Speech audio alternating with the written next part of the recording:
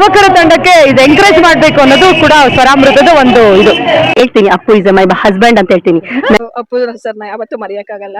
ಈ ಯಾವುದಾದ್ರೂ ಸ್ವರಾಮೃತ ಕಾರ್ಯಕ್ರಮದಿಂದ ಅವ್ರಿಗೆ ನಮ್ಮೆಲ್ಲರ ಹೃತ್ಪೂರ್ವಕ ವಂದನೆಗಳನ್ನ ಅರ್ಪಿಸ್ತಾ ಅವ್ರನ್ನ ಸ್ಮರಿಸೋಣ. ದೇವರು ಅಲ್ಲೂ ಚೆನ್ನಾಗಿಟ್ಟಿರ್ಲಿ. ಫಸ್ಟ್ ಸಿಂಗಿಂಗ್ ಕಾಂಪಿಟೇಷನ್ ಅಲ್ಲಿ ಬಂದಿದ್ದು ತುಂಬಾ ಚೆನ್ನಾಗಿತ್ತು. ನಾನು ಎಕ್ಸ್ಪೆಕ್ಟ್ ಮಾಡಿರ್ಲಿಲ್ಲ ಇಷ್ಟು ಚೆನ್ನಾಗಿರುತ್ತೆ ಅಂತ. ನೆಕ್ಸ್ಟ್ ನಿಮಗೆ ಅವಕಾಶ ಕೊಟ್ಟರೆ ಯಾವ ಸಾಂಗ್ ಹೇಳ್ತೀರಾ?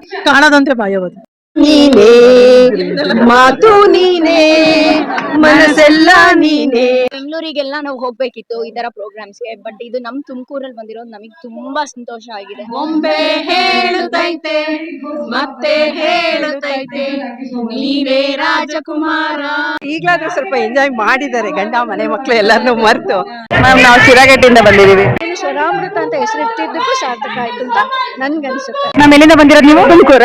ಈಗ ಹೇಳ್ತಾರಲ್ಲ ನೀರ ಬಿಟ್ಟು ಅಂತ ತುಂಬಾ ಚೆನ್ನಾಗಿ ಆತರ ಕೇಳಕ್ ಒಂಥರ ಇಂಪು. ಇಂಥದೆಲ್ಲ ನಾವು ಹುಡ್ಕೊಂಡು ಬೆಂಗಳೂರಿಗೆ ಹೋಗ್ಬೇಕಿತ್ತು, ಅಲ್ಲಿ ದುಡ್ಡು ಕೊಟ್ಟು ಹೋಗ್ತಾ ಇದ್ವಿ. ಬಟ್ ಇದು ತುಂಬಾ ಚೆನ್ನಾಗ. ತಾಯಿ ನಿನ್ನ ಮಡಿಲಲಿ ಕಣ್ಣ ತೆರೆದ ಕ್ಷಣದ. ಅಪ್ಪು ಎಲ್ಲಿವರೆಗೂ ಇರ್ತಾರೋ ಅಲ್ಲಿವರೆಗೂ ಕನ್ನಡ ರಾರಾಜಿಸ್ತದೆ. ಎಲ್ಲಾದರೂ ಇರು ಎಂತಾದರೂ ಇರು ಎಂದೆಂದಿಗೂ ನೀ ಕನ್ನಡವಾಗಿರು. ಕನ್ನಡವೇ ಸತ್ಯ,